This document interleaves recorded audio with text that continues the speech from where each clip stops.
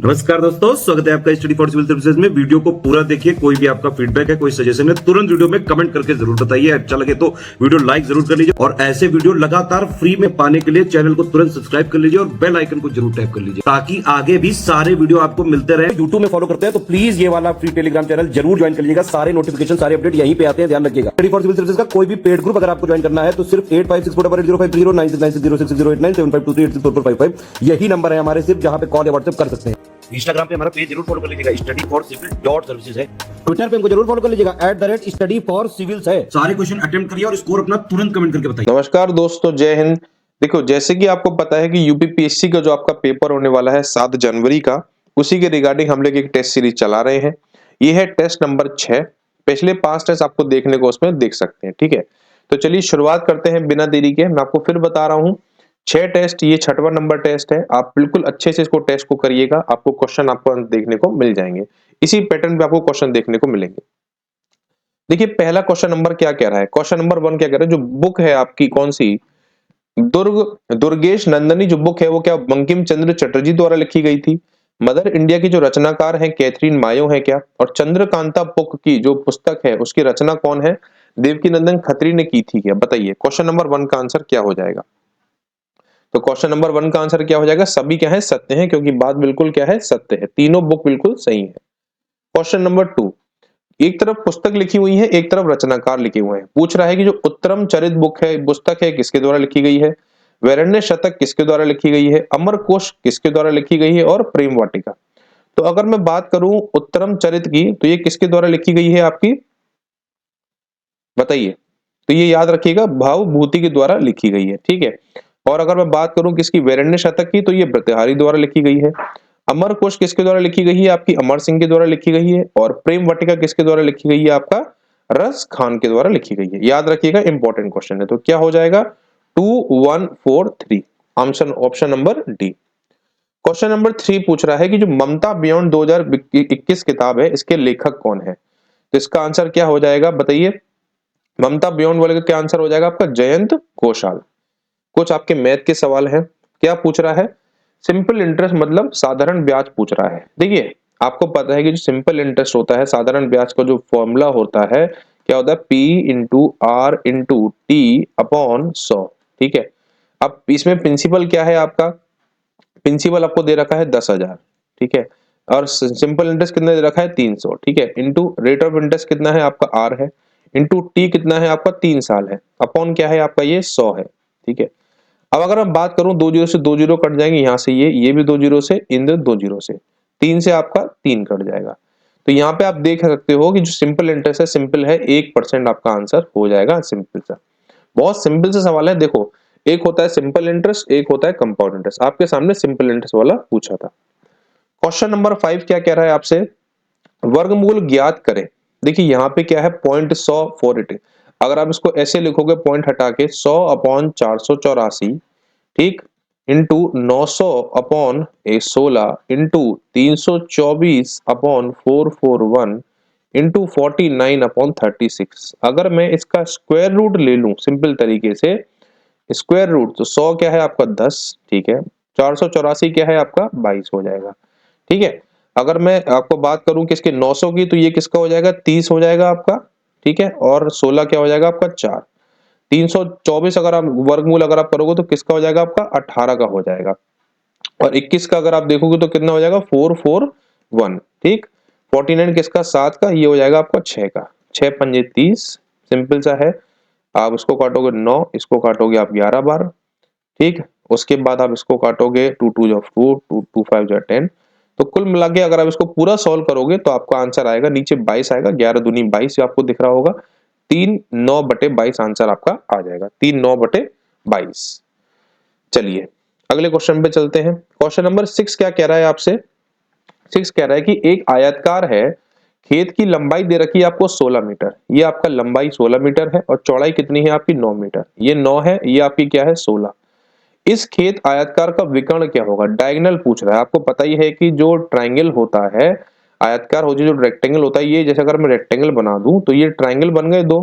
तो ये जो इसका स्क्वायर जो होता है, हाइपोटेन्यूज का इसका स्क्वायर प्लस बेस का प्लस साइड का स्क्वायर होता है। तो अगर आप 16 का स्क्वायर करोगे प्लस किसका 9 का स्क्वायर करोगे। अगर आप 16 का स्क्वायर करोगे तो कितना आएगा आपका 256, ठीक, प्लस कितना 9 9 या 81, तो 256 में अगर आप 81 ऐड करोगे तो कितना आएगा √337 मीटर। तो इसका आंसर क्या हो जाएगा, ऑप्शन नंबर बी 337 मीटर। अगला क्वेश्चन देखेंगे क्या कह रहा है कि एक समबाहु त्रिभुज की जो एक भुजा है, इक्विलेटरल ट्रायंगल का जो एरिया साइड दे रखी 12, क्षेत्रफल मैंने आपको पहले भी, अगर आप देखोगे जो हम लोग टेस्ट सीरीज चला रहे हैं इसमें क्या है सारे क्वेश्चन कवर हो रहे हैं। पिछले क्वेश्चन में भी, पिछले जो टेस्ट सीरीज था उसमें भी इक्विलेटरल ट्रायंगल दे रखा था पर उसमें पेरीमीटर दे रखा था, इसमें आपको साइड दे रखी है। तो सिंपल सा फॉर्मूला है, एरिया का फॉर्मूला क्या होता है √3/4 इंटू ए स्क्वायर, तो √3/4 इंटू 12 इंटू 12, ठीक है, 4×3 12, तो 36 √3 इसका आंसर हो जाएगा। सिंपल सा सवाल था, √3/4 इंटू ए स्क्वायर। याद रखिएगा किसका, समबाहु त्रिभुज का क्या होता है, क्षेत्रफल होता है। किन्हीं 5 संख्याओं का जो औसत है 180 है, ठीक, 5 संख्या होगा, इनमें से 4 का तो ये दे रखा है आपको, तो 180 को अगर आप मल्टीप्लाई करोगे 5 से, ठीक, उसके बाद 32 plus 40 plus 44 plus 45 plus x, simple. अगर आप इसको मिलाओगे 505 5 8 जा 40 5 1 जा 5 और 1 9, 900 हो गए। यहाँ पे कितना हो जाएगा देखो, 32 प्लस 40 प्लस 44 प्लस 45 कितना आएगा आपका 161 आ जाएगा, प्लस x, तो x की वैल्यू कितनी आ जाएगी आपकी 900 में से कितना घटा देंगे हम 161, कितना आएगा 884 आंसर। तो इसका क्या आएगा, नन ऑफ दीज, इनमें से कोई नहीं है क्योंकि आंसर आ रहा है 884, ठीक। चलिए अगले क्वेश्चन पे चलते हैं हम लोग। क्वेश्चन कह रहा है कि जो PRSG होता है इसका विस्तृत नाम क्या है। PRSG की फुल फॉर्म पूछ रहा है, क्वेश्चन नंबर 9 का आंसर बताएंगे। तो क्या हो जाएगा इसका फुल फॉर्म, क्या हो जाएगी आपकी, project review and steering group, याद रखिएगा project review and steering group. Question number 10 पे चलते हैं। कह रहा है कि YOY का पूरा नाम क्या ईयर ऑन ईयर होता है, VLSI very large scale integration होता है क्या, और NVSP national voter service portal होता है क्या। क्वेश्चन नंबर 10 का आंसर बताएंगे क्या होगा। तीनों फुल फॉर्म सही है क्या, बताइए। तो हाँ, तीनों फुल फॉर्म क्या है, बिल्कुल आपकी सही है। क्वेश्चन नंबर 11 पे देखते हैं हम लोग। देखिए क्वेश्चन बोल रहा है कि वर्ष 2023 के जुलाई माह में 9वें महिला फीफा विश्व कप का आयोजन हुआ था। यह आयोजन न्यूजीलैंड में हुआ था और विजेता इंग्लैंड था। प्रतिभागी टीम 32 थी। तो मैं आपको फिर से बता दूं, बताइए क्वेश्चन नंबर 11 का आंसर क्या होगा। देखिए क्वेश्चन नंबर 11 का आंसर क्या हो जाएगा आपका, ये हो जाएगा केवल एक सत्य है, क्योंकि इसका आयोजन तो था कहां हुआ था, ऑस्ट्रेलिया में हुआ था, और विजेता कौन था आपका, स्पेन था, याद रखिएगा, इंग्लैंड नहीं था, याद रखिएगा, ठीक है। तो क्वेश्चन नंबर 11 का आंसर क्या हो जाएगा, केवल एक सत्य है, सी वाला।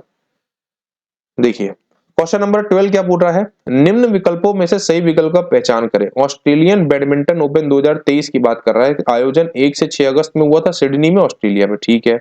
विजेता थे आपके वेंग होंग यंग, चीन के थे, और उप विजेता आपके प्रणय HS थे, जिनका बहुत नाम हुआ था। कहां के हैं ये, भारत के हैं। बताइए तो क्या सभी सत्य हैं या सभी असत्य हैं। तो क्या आंसर हो जाएगा इसका, इसका आंसर हो जाएगा आपका सभी क्या है, सत्य है, बिल्कुल सही बात है। आप याद रखिएगा, एक ऑस्ट्रेलियन ओपन होता है, एक आपको पता है फ्रेंच ओपन होता है, एक विंबलडन ओपन होता है, और एक US ओपन होता है। तीनों और चारों के विनर आपको याद करके जाने हैं, फिर बताऊं, क्योंकि जनवरी में आपका पेपर है तो लास्ट के 3 तो होने ही चाहिए। क्वेश्चन नंबर 13 क्या कह रहा है कि IPL का जो पहला संस्करण है 2008 में खेला गया था। IPL 2023 इसका 15वां संस्करण था।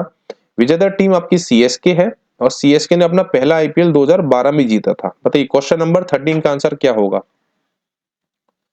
देखिए IPL का जो पहला संस्करण था वो कब खेला गया था, 2008 में खेला गया था, है ना, बिल्कुल बात सही है ये वाली। तो IPL 2023 आपका 15वां नहीं होगा, याद रखिएगा 16वां संस्करण होगा, 16th एडिशन है ये।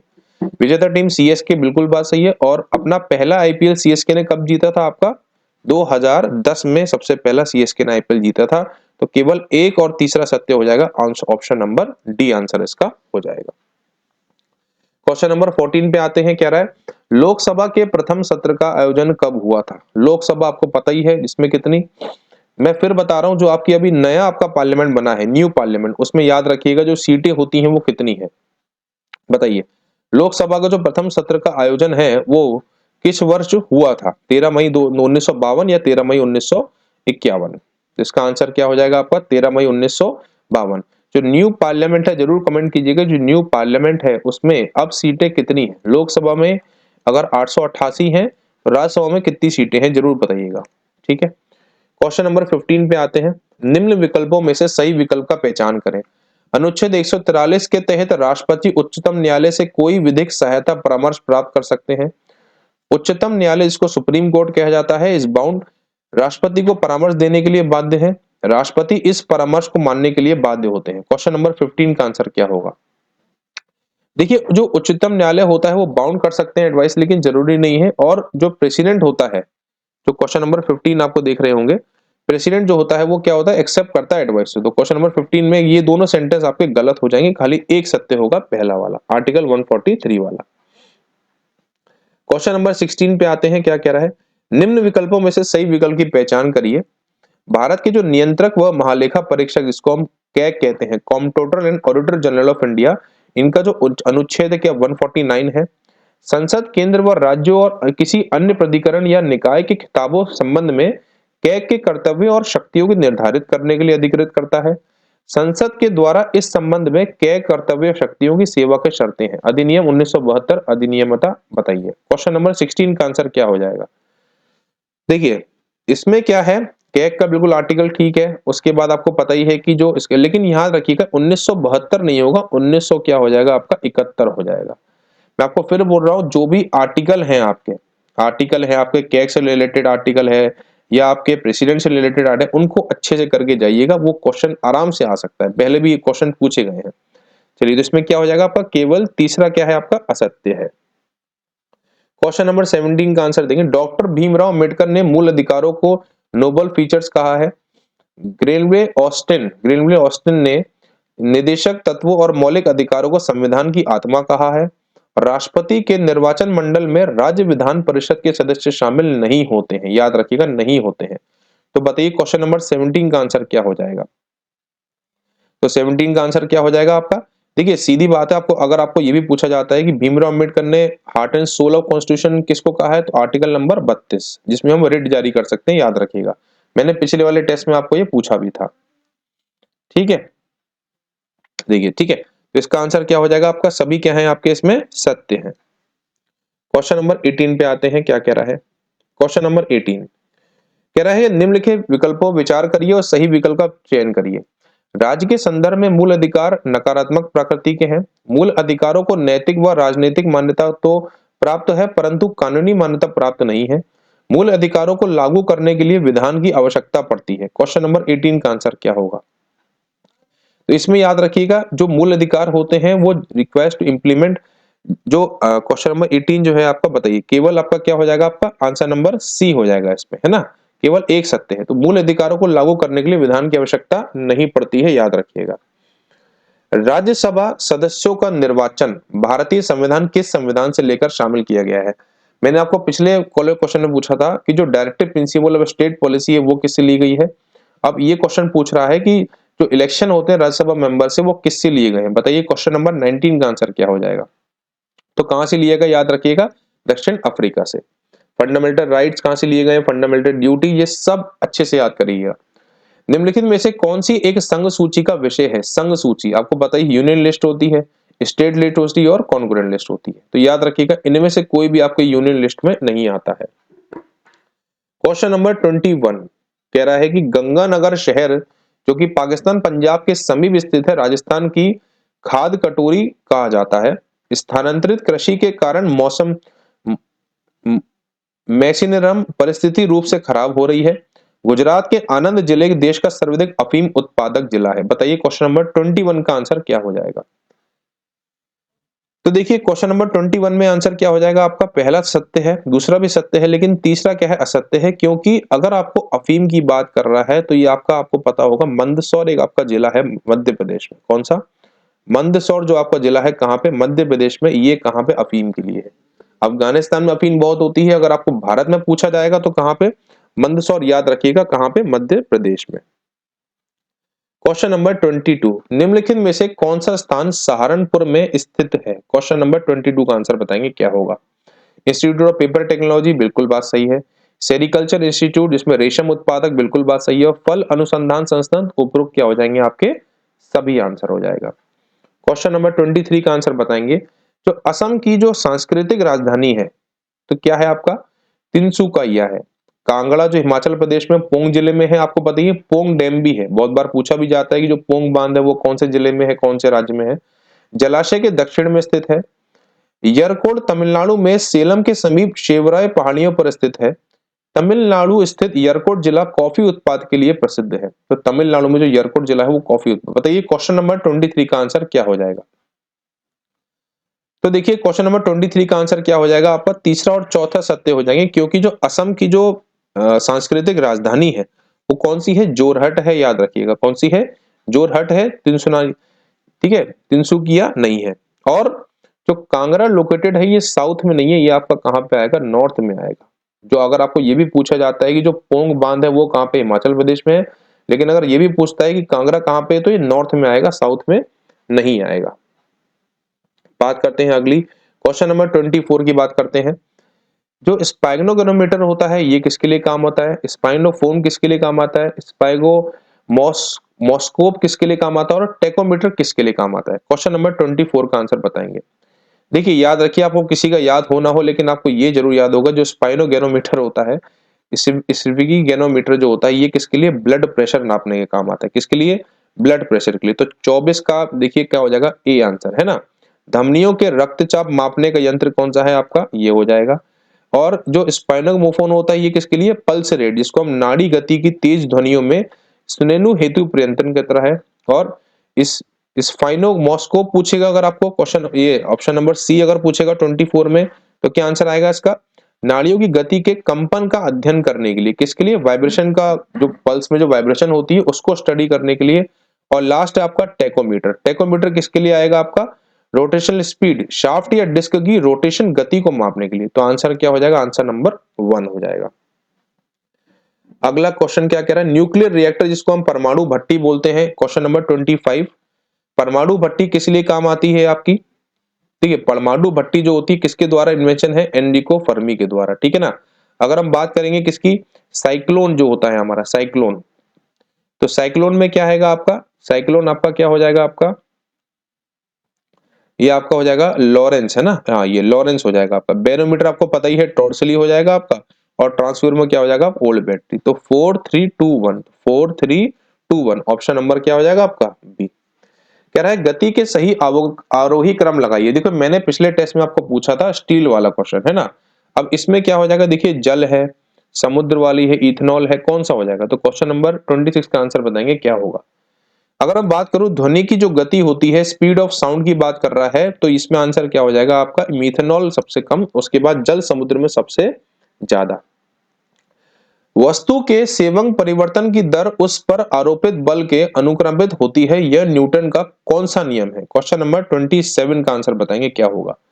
तो ये कौन सा नियम है, the rate of change of momentum जो होता है डायरेक्टली प्रोपोर्शनल होता है किसके, फोर्स के। आपको पता है कि न्यूटन के 3 लॉ है, तो ये कौन सा नियम है आपका, 27 का दूसरा नियम है, याद रखिएगा। इनमें से कौन सा घर्षण कम करने का एक तरीका नहीं है, बताइए, फ्रिक्शन को कम करने का। याद रखिएगा जो फ्रिक्शन होता है, रोलिंग फ्रिक्शन, स्टैटिक फ्रिक्शन, जो मैंने पहले सवाल आपको पूछा है। तो क्वेश्चन नंबर 28 का आंसर क्या हो जाएगा आपका, जो लेस लुब्रिकेंट नहीं होगा, मोर लुब्रिकेंट। अगर हम ज्यादा यूज करते हैं तो फ्रिक्शन कम हमारा हो जाएगा। क्वेश्चन नंबर 29 देखेंगे, यदि बल और विस्थापन परस्पर लंबवत हो, मतलब परपेंडिकुलर हो, तो की कार्य कितना होगा। सीधी बात है, अगर आप cos 90 की वैल्यू देखोगे तो क्या आ जाएगी आपकी, cos 90 की वैल्यू 0 आ जाएगी, सिंपल। क्वेश्चन नंबर 30 देखेंगे, किसी पिंड के सेवंग परिवर्तन की दर उस पर आरोपित बल कितना होता है। क्वेश्चन नंबर 30 का आंसर बताएं, क्या अनुक्रमित होती है, या व्यक्त व्यक्तुमापु होती है, इनवर्सली प्रोपोर्शनल होती है, या कैन नॉट बी डिटरमाइंड होती है। तो क्वेश्चन नंबर 30 का आंसर क्या होगा आपका, अनुक्रमानुपाती होती है, याद रखिएगा, पाती मतलब डायरेक्टली प्रोपोर्शनल होती है क्या, आपकी मोमेंटम से फोर्स के लिए। क्वेश्चन नंबर 31 का देखेंगे क्या आंसर आएगा। कह रहा है कि विकर्ण ऊष्मा स्थानांतरण के सबसे तीव्र तरीका होता है, जिस पदार्थ में बड़ी संख्या में मुक्त इलेक्ट्रॉन होते हैं वह कम प्रतिरोध दर्शाता है, और स्पीदित वायु ऊष्मा का सुचालक होता है, कंप्रेसर जो होता है एयर कंडीशनर। क्वेश्चन नंबर 31 का आंसर क्या आएगा, तो 31 का आंसर क्या आ जाएगा आपका, डी आ जाएगा, क्योंकि इसमें तीसरा सत्य है, क्योंकि जो कंप्रेसर एयर होता है आपका किसका ना गुड नहीं होता, कौन सा होता है आपका, ये बैड कंडक्टर होता है, याद रखिएगा बैड कंडक्टर। क्वेश्चन नंबर 32 देखेंगे, अवतल दर्पण जिसको हम कॉनकेव मिरर कहते हैं, जल में डूबने पर उसकी फोकस दूरी बढ़ जाती है। किसी वस्तु का प्रतिबिंब सदैव समतल दर्पण पर ही प्राप्त किया जा सकता है।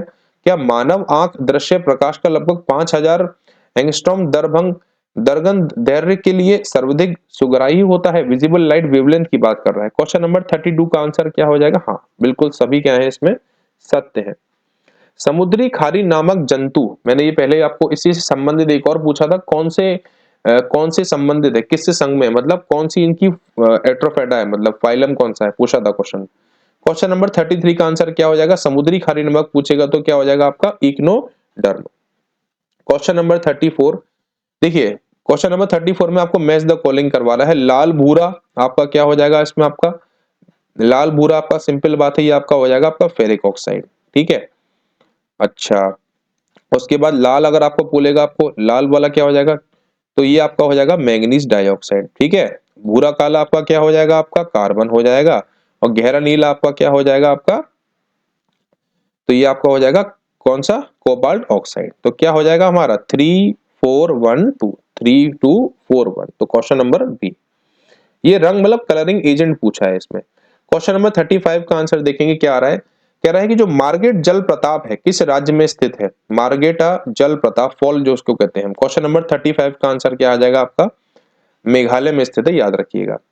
अंतरराष्ट्रीय उष्ण कटिबंधीय कृषि संस्थान इंटरनेशनल इंस्टीट्यूट ट्रॉपिकल एग्रीकल्चर बताइए कहां पे है। क्वेश्चन नंबर 36 का आंसर क्या हो जाएगा, तो याद रखिएगा इसका आंसर क्या हो जाएगा आपका, अबंदन कहां पे है, नाइजीरिया में है। अगर मैं बात करूं आपका किसका, स्थानांतरित कृषि राज्य की, और एक तरफ आपको क्या दे रखे हैं, क्षेत्रीय के नाम दे रखे हैं, तो क्या आंसर हो जाएगा बताइए। देखिए मैं फिर कह रहा हूं कि जो ये कृषि राज्य हैं, क्षेत्रीय नाम है, बहुत बार पूछे भी जाते हैं। क्वेश्चन नंबर 37 का देखिए, जो आपका मेघालय अगर आप देखोगे तो इसमें भोगमा आपको पता ही है ना। आंध्र प्रदेश में आपका पोडू है क्षेत्रीय नाम का, झारखंड में आपका कुरवा है, और मणिपुर आपका क्या है, पामलू है, याद रखिएगा। तो क्वेश्चन नंबर 37 का आंसर क्या हो जाएगा आपका, ए हो जाएगा। ताज उल मासिर के रचनाकार कौन है। क्वेश्चन नंबर 38 का आंसर बताएंगे क्या होगा, ताज उल मासिर के रचनाकार कौन है। तो मैंने आपको पूछा भी ये सवाल, क्या हो जाएगा इसका, हसन निजामी हो जाएगा, ठीक है। क्वेश्चन नंबर 39 कह रहा है कि जो कर्नाटक का शिव समुद्रम परियोजना है ये किस नदी पर स्थित है। मैं आपको फिर बता रहा हूं, सबसे बड़ी परियोजना, सबसे ऊंचा बांध, ये सब अच्छे से पढ़ के जाइएगा। क्वेश्चन नंबर 39 का आंसर क्या हो जाएगा, कर्नाटक का शिव समुद्रम किस नदी पे है आपका, कौन सी, कावेरी नदी पे है, ठीक है। अगला देखेंगे, कह रहा है जो खेतड़ी कॉपर कॉम्प्लेक्स है ये कौन से राज्य में है आपका। उसके बाद इंडियन कॉपर कॉम्प्लेक्स कौन से राज्य में है, खेतड़ी कॉपर कहां पे है, राजस्थान में, आपको पता ही है। इंडियन कॉपर कॉम्प्लेक्स आपका झारखंड में, याद रखिएगा। और मलकजखंड कहां पे है आपका, मध्य प्रदेश में है। म से मलज खंड, और म से मध्य प्रदेश। और तलोजा अगर पूछेगा तो कहां पे है, महाराष्ट्र में है, ठीक है ना। तेल का आइटम मतलब कैसा, आलू, वो मिलता है ना, वो क्या नाम है उसका, वो कहते हैं 10 रुपए जो आता है, 10 का क्या नाम, 20 रुपए का आता है वो, वड़ा पाव। वड़ा पाव किसमें, तेल में तलता है। वड़ा पाव तेल, तो तेल से क्या हो जाएगा आपका, महाराष्ट्र हो जाएगा। महाराष्ट्र में वैसे ही फेमस है वड़ा पाव। भारत के प्राचीनतम 16 महाजनपद में से कुल कितने वर्तमान उत्तर प्रदेश में से है। मोस्ट इंपोर्टेंट क्वेश्चन मार्क कर लीजिएगा, बहुत इंपॉर्टेंट है, बहुत बार पूछा गया, अनगिनत बार, पीसीएस का एग्जाम हो चाहे कोई भी हो। तो इसका आंसर क्या हो जाएगा आपका, 8 हो जाएगा, याद रखिएगा। कितने हैं महाजनपद, 8 महाजनपद है। क्वेश्चन नंबर 42 पे चलते हैं। कह रहा है निम्नलिखित में से किस राजा या किन राजाओं को जनता द्वारा प्रत्यक्ष रूप से चुना गया था। क्वेश्चन नंबर 42 का आंसर बताएंगे। देखिए जहां तक है हर्षवर्धन इसका आंसर नहीं होगा, ठीक है, गोपाला होगा, बिल्कुल सही बात है। और कौन सा, यशोवर्मन भी नहीं होगा, नंदीवर्मन पल्ला होगा। तो दूसरा और चौथा, ठीक है ना। तो क्वेश्चन नंबर 42 का आंसर क्या हो जाएगा, केवल दूसरा और चौथा। कह रहा है निम्नलिखित में से कौन सा शासक, प्रमुख शासक जैन धर्म के मातावलंबी थे, बताइए। कह रहा है प्रोमिनेंट रूलर्स कौन थे जैनिज्म के। क्वेश्चन नंबर 43 का आंसर बताएंगे क्या हो जाएगा। देखिए उदयन हो गए आपके, आपको पता ही, चंद्रगुप्त मौर्य ने भी जैन धर्म था, और आपका अमोर वर्ष ने भी जैन धर्म था। तो इसका आंसर क्या हो जाएगा आपका, उपरोक्त सभी चारों ने हो जाएगा। क्वेश्चन नंबर 44 पे देखेंगे, निम्न विकल्पों में से सही विकल्प की पहचान करिए। वृद्धेश्वर मंदिर का निर्माण चोल शासक राजराज तंजौर ने करवाया था क्या। ये किसकी, देखिए ये बार बहुत बार पूछा गया है कि जो वृद्धेश्वर मंदिर है ये कहाँ पे है, ये कहाँ पे है, तंजौर, तमिलनाडु, कर्नाटक, आंध्र प्रदेश, बहुत बार पूछा गया है। विरूपाक्षा मंदिर हम्पी कर्नाटका में है। और जो भारत के प्राचीनतम सिक्के हैं, आहत सिक्के कहलाते हैं, ये सिक्के तांबे के बने होते हैं। क्वेश्चन नंबर 44 का आंसर बताएंगे क्या होगा। मैं फिर कह रहा हूं, ये इंपॉर्टेंट, बहुत बार पूछा गया है ये मंदिर के बारे में, किसने बनवाया है, तंजौर में है या कहां पे है, बहुत बार पूछा गया है। तो इसका आंसर क्या हो जाएगा आपका, देखिए ये बिल्कुल सेंटेंस सही है, ये भी सेंटेंस सही है, लेकिन ये तांबे के नहीं बने होते हैं। क्वेश्चन नंबर 44 में याद रखिएगा किसके बने होते हैं, आपके सिल्वर के, कॉपर के नहीं बने होते, किसके बने होते हैं आपके, ये सिल्वर के बने होते हैं। कह रहा है फिरोज शाह तुगलक द्वारा लगाए गए खराज कर की दर, जो टैक्स था जिसको खराज टैक्स बोलते हैं, कितना इसको लगाया गया था। क्वेश्चन नंबर 45 का आंसर बताएंगे कितना होगा।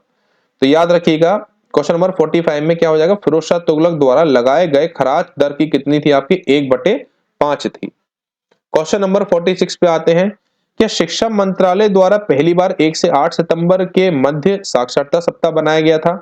27 सितंबर 2023 को विश्व पर्यटन दिवस, देखिए यहाँ पे दो क्वेश्चन बनते हैं, एक तो ये हो जाएगा कि विश्व पर्यटन दिवस कब होगा, 27 सितंबर को बनता है। तो अगर आपसे पूछा जाता है ओजोन दिवस और पर्यटन दिवस तो याद रखिएगा, ठीक है।